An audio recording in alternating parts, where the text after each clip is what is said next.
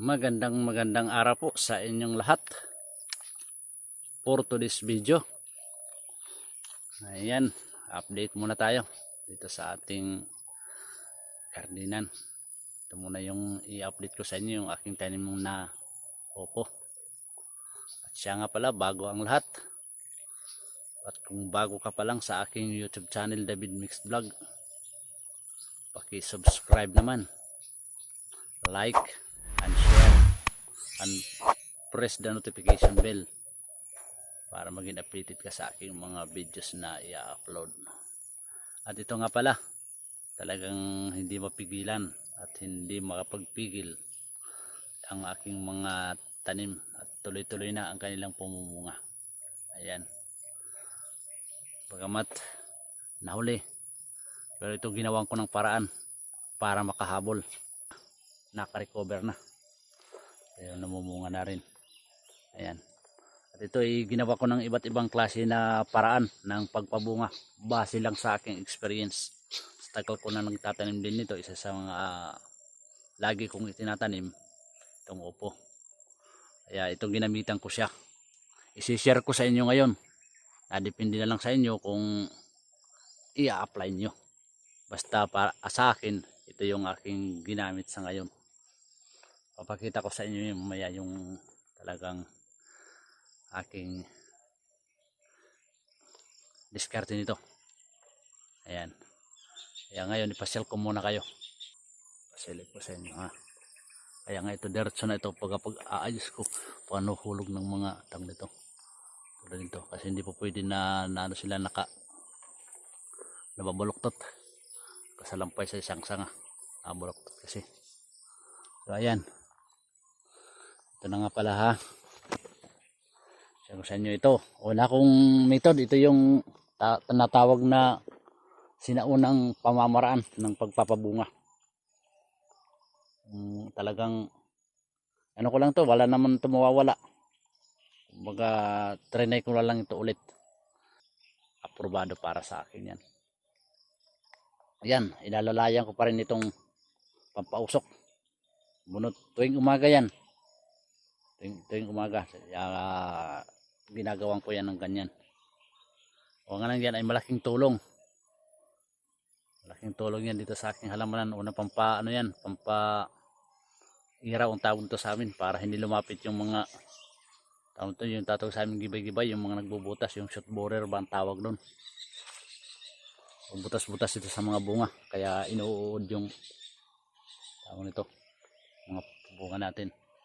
Ano, kikintab. Sana tuloy-tuloy yung kanilang ng bunga nito pagbibigay, para naman makabawi ako kahit papano ang pagkalugi sa aking ibang mga tanim. Yan, datig yan, hindi basta-basta makakasira o maiano nila yan. Iba ba yung aking paakyatan gawa ng datig itong aking mga poste. Itong ginawa kong mga poste dyan. Yan,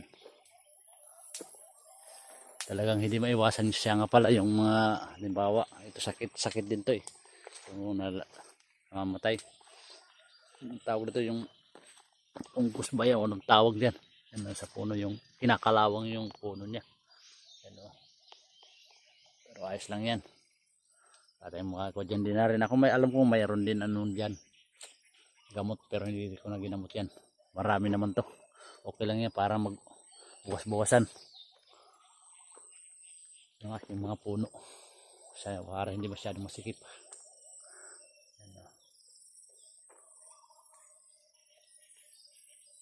Yan,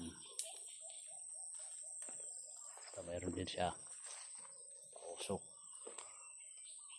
Yan, kung makikita nyo talagang datig yung bunga yan.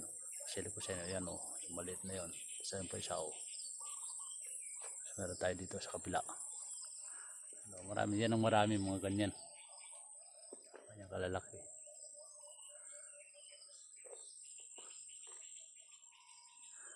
Yan. Talagang sinabi ko sa inyo dati, ito ay 200 50 plus. Bali 54 ito. 54, 55 mga ganyan. Kasi 260 ito eh. 260 na punuan. Ganin ko. Namatay yung iba.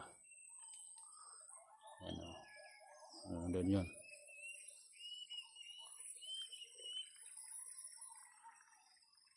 Ayan. Yan ang aking diskarte. I-share ko lang sa inyo ha. Yan ang aking isa sa pang pabunga dyan. Gusto ko maging datig. Kahit nga dito yung sa ano niya. Pero ano ko naman, subok ko na rin naman yan. Pag mga dito sa, dito sa katawan, sa ngana dito sa katawan yan. Hindi yan nalaki. Kaya tinatanggal ko na rin yan. Hindi na naapektuhan yung mga sanga dito sa taas. Hindi nakakakuha ng magandang sustansya. Ay sisiksik lang. Ayos natin. Mayroon pong mandyan sa delegate. Halos bawat sanga may yung maliit na yan dahon yun. Sanga ng dahon, tapos sa kasunod mayroon din. Yan ang napapansin kong ganyan eh. Hindi pa sila totally nakapag sa lahat-lahat. Nananga. Pero naumpisa na rin silang mag-iwan ng bunga sa bawat sanga. Ayan. Maraming salamat naman. Sana tuloy-tuloy ito. Ayan.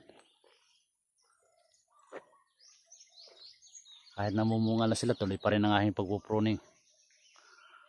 Pinagtatanggalan ko yan.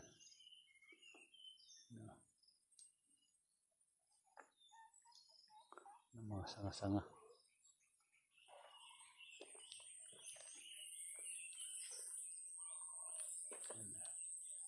Ito may nalaya na naman dito na lanta. Silipin natin, sigurado ako. Ano to sa puno? Yung may kalawang-kalawang. Silipin natin ang puno nito. Ano to eh? Gandang puno. Ayan o. Ito yung puno. Lang yan. Babawas lang ng punuan. Ayan. So hanggang dito na lang muna.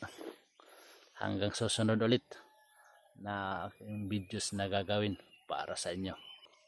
Kita ko sa inyo ito dalawa o magkadikit din. Magkasunod pala, hindi magkasunod sa ano niya o. Bunga yan.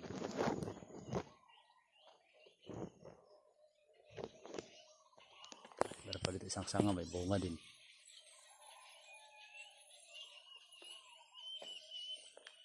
So again, hanggang dito na lang muna. Hanggang susunod. Maraming salamat. Thanks for watching.